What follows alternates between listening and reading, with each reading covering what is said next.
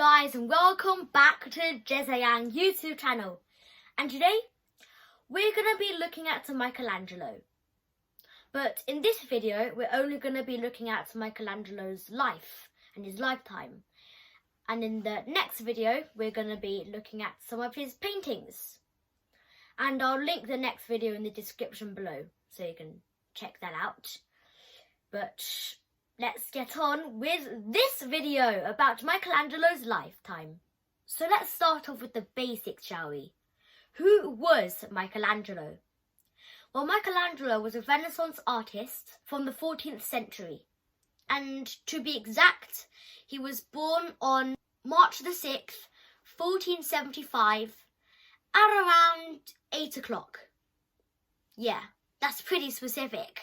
And he died in 1564, which makes him 88 years, 11 months and 3 days old. So yeah, he was pretty old when he died. I'm like, if you think that this is like a few hundred years ago and he was 88 years old, like that's incredible. That's like living to like 100 nowadays. So yeah, this guy, a healthy man. Even though he's not a healthy man. In fact, he was very unhygienic.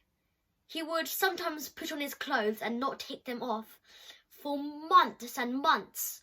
And once, he even wore the same boots without taking them off for 3 months straight. Yeah, that's disgusting. And when he did finally take them off, parts of his feet came off with it, like with the boots. Like, that's disgusting, bro. And he would actually sometimes, okay, chill out, calm down. Okay, I'll move on to your life story. Fine. Michelangelo's father was Lodovico, and he said that when he was holding Michelangelo for the first time, he said that he felt that he was holding something different and unordinary. And it turned out that he was kind of correct, because now he's an incredible sculptor. But Lodovico wanted Michelangelo to be someone that worked for the government. But Michelangelo turned out to do the exact opposite and become a sculptor. And as you might have imagined, Lodovico did not want Michelangelo to be a sculptor, and he would sometimes come up to Michelangelo, rip up his paintings or pictures or sketches, throw them in the fire and go back to his low-paid job. So, yeah, it was like Michelangelo was getting bullied by his father. Also, nobody knew how Michelangelo started to be interested in sculpting, but at least evidence shows that he can be very good at anything he puts effort into, and he obviously did put effort into sculpting, which makes him very good at sculpting, but nobody knows where that effort and where that desire came from. But wherever it came from, he's still an amazing sculptor and painter. Then, when Michelangelo was 6 years old, his mother died. But, as you might already guessed, Michelangelo continued with his passion for art.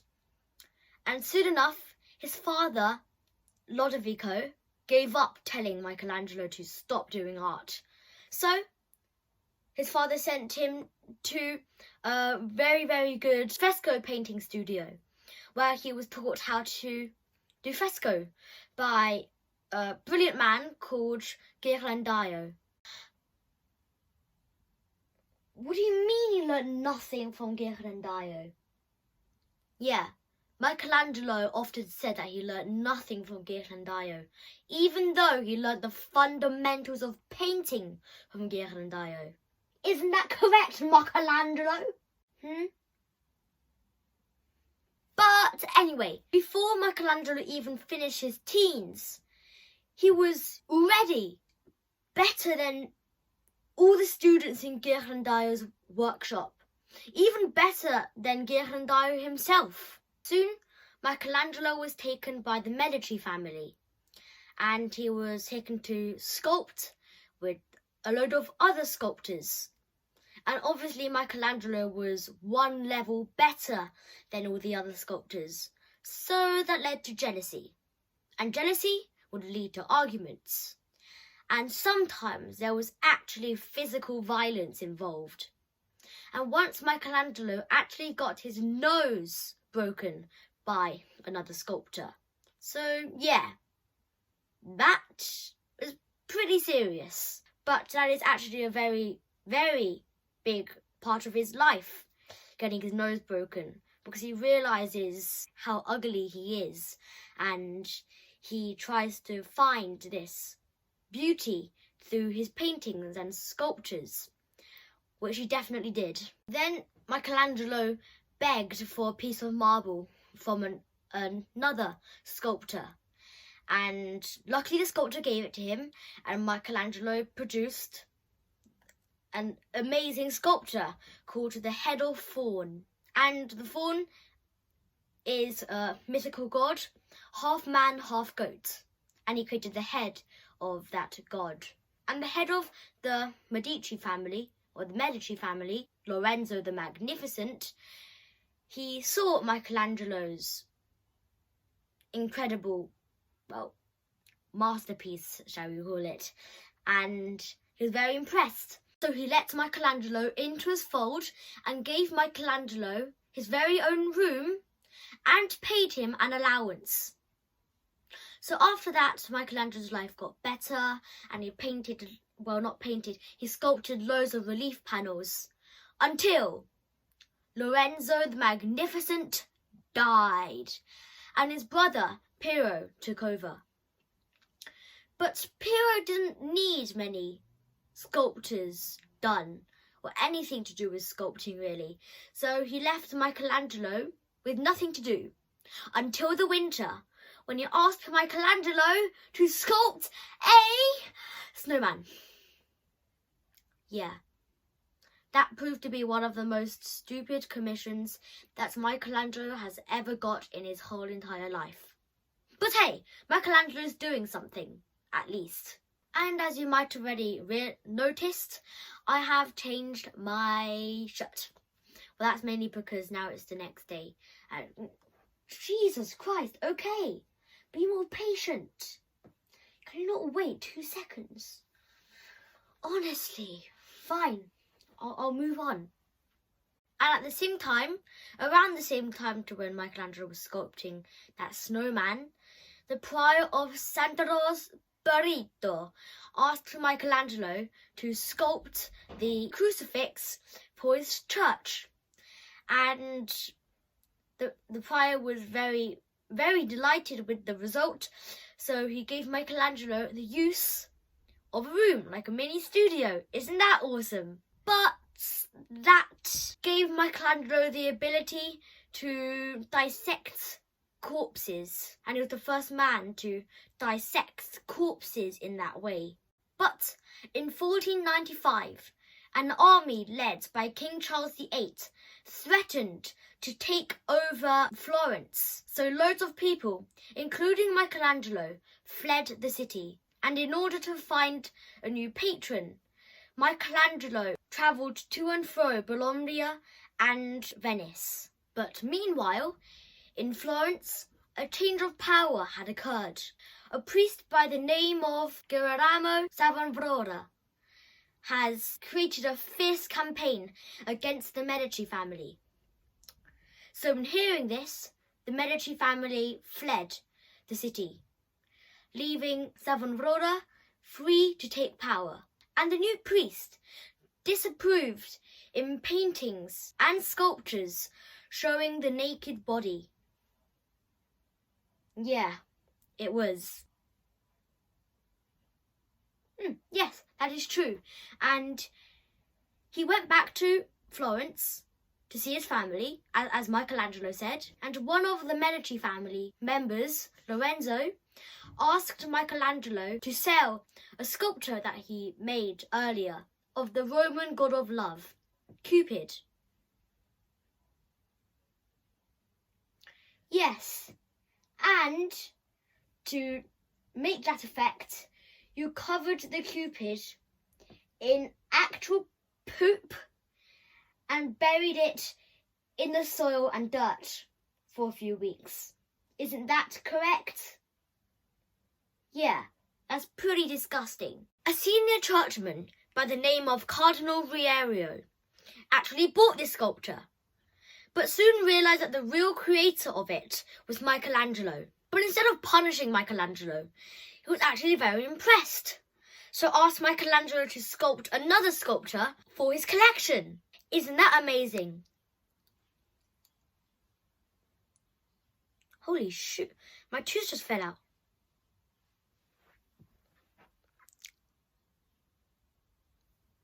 The statue which Cardinal Riario had commissioned for Michealangelo was later known as Michelangelo's first masterpiece, and it was a statue of Bacchus and the Greek god of wine and celebrations.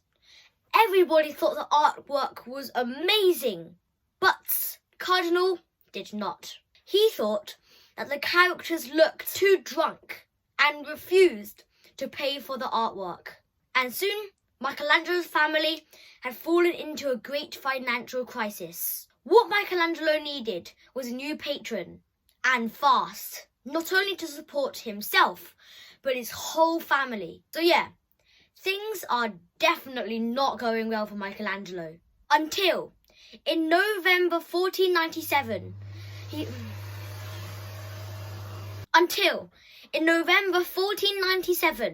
he was commissioned to sculpt the amazing Pieta. It took him around 2 years to complete, but that was definitely worth it. And it was displayed in the St. Peter's Basilica, which I was actually lucky enough to go to. I think I see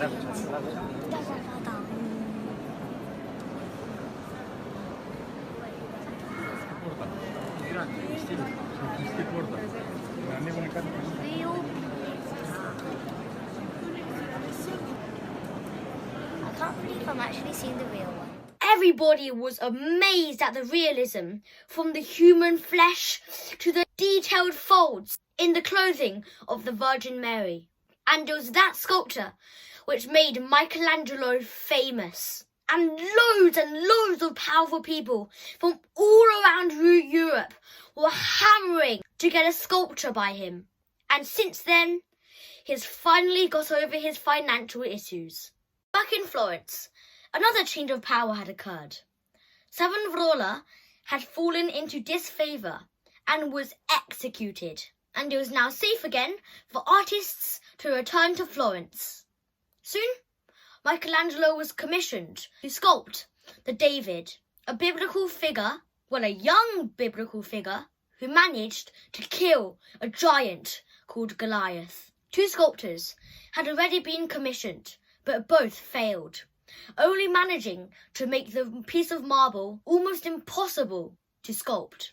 Because the block of marble was extremely thin, Michealangelo couldn't sculpt David in his traditional pose, which was standing tall with the head of Goliath at his feet, since it wouldn't fit inside the very thin block of marble. So, Michealangelo decided to sculpt the moment when David's just made eye contact with his foe, because capturing him at that moment is the only way the massive David's dimensions will fit inside this infamous block of marble. No, but actually, look at how thin the David is. 3 years later, the massive sculpture was complete, and it was a great triumph. Everybody praising the young Italian sculptor, Michealangelo. The person who commissioned Michealangelo to sculpt the David was also very impressed, but said that the nose was too big. So, Michealangelo, instead of actually fixing it, he picked up some marble dust, climbed up the scaffolding, got up to the nose, pretended to chisel some bits off, and threw the marble dust onto Piero Soderini's face, and Soderini declared that the nose was now much better. Turns out, Michelangelo's a pretty good trickster too. Right now, the David is in the Accademia Gallery in Florence. And I have also, like the Pieta, been lucky enough to see it in real life.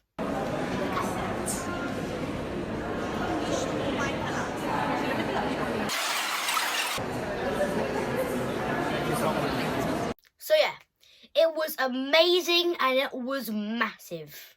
In 1503, a new pope was elected, Pope Julius II, and he wanted Michealangelo to sculpt him his tomb, which was planned to be put as the centerpiece in the St. Peter's Basilica. Pope Julius wanted his tomb to be 3 stories high, covered in life-sized figures. The sculptor, Michealangelo, spent the first 8 months just quarrying for the massive amount of marble needed for this ambitious project. And it has been proved to be Michelangelo's most frustrating project. And he will work on this project on and off for the next 40 years. Once finished, 40 years later, the tomb was smaller than planned, but still huge. Only 3 of the statues were by Michealangelo: the massive bearded Moses, and the biblical characters of Rachel and Leah, or Leo.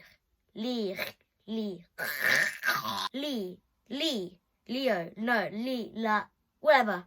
This is the spelling. And the tomb was put in the San Pietro church, which was an okay church, but compared to the massive St. Peter's Basilica Pope Julius was hoping for, the San Pietro is very insignificant. 4 years into the project of building the tomb, Pope Julius II wanted Michealangelo to paint the ceiling of the Sistine Chapel. And originally, the ceiling of the Sistine Chapel was painted all blue with some gold stars dotted around the ceiling. But the Pope had big visions, so he asked Michealangelo to do it. But Michealangelo was known as a sculptor, not a painter. He hasn't done frescoes since he was an apprentice. But he could not refuse, because when the Pope sets you something to do, you have to do it. So yeah, this was not my profession. I am wasting my time and over nothing. May God help me. Yeah, and you wrote that down, didn't you? Yes, I did. But to be honest, I don't blame you. It was a massive area of 5,600 square feet, or 507 meters squared. And he had to paint all of that on an uneven surface 60 feet or 18 meters above the ground. So yeah, it definitely was torturing. So Michealangelo decided to paint the 9 scenes from the book of Genesis. And after 4 painstaking years, painting, standing up, craning his neck backwards with a brush, out and forwards in front of him, painting with paint drops dropping all over his face. Like, doing that for 4 years, I can't even start imagining what that would be like. But after it was complete, it was all worth it. All the beautiful figures full of immense detail and understanding of the human body. It was a masterpiece. But after all of that, he returned to Pope Julius II's tomb. And the Pope died in 1513, so the urgency of finishing the project was lost. And basically Michealangelo moved on to the more important stuff. In 1517, the new Pope, Leo X, asked Michealangelo to design a new facade for the Church of San Lorenzo in Florence. Michealangelo had no experience as an architect and was plainly known as a sculptor, and painter. But Michealangelo believed that he could still do a good job, and so he started the project, buying land near the church in order to work on his facade.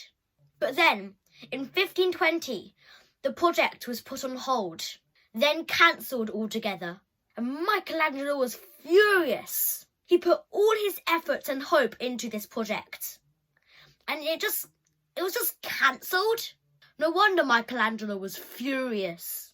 Partly to calm him down and make him more happy, the Pope gave him a replacement project, the Medici tombs. Michelangelo began work on this project, and once it was finished, as usual, it was amazing. In 1525, armies from France and the famous Roman Empire invaded Italy. It was looted and burnt down. The loyal Florentine Michealangelo returned home to defend the city, and he designed new fortifications to protect the city. But Michelangelo's efforts were useless. Florence was defeated. Michelangelo went into hiding, concealing himself in a tiny crypt under the altar of the Medici Chapel in San Lorenzo. Once Michelangelo came out of hiding, he wrote poetry and continued to work for the Pope. Then he started replicating the sculptures that brought him to fame, like the Pieta. And on February the 12th, 1564, whilst making a replica of the Pieta, he began to feel ill, and despite the continuous efforts from the doctors and nurses, 6 days later, Michelangelo died. But hey, think about the positives.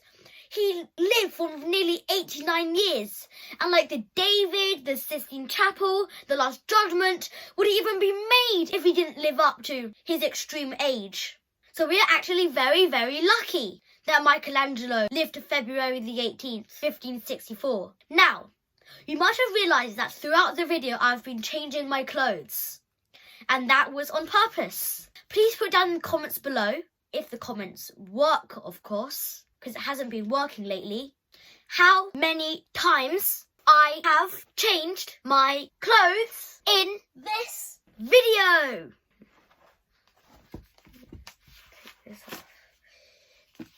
Take this off, then take this off.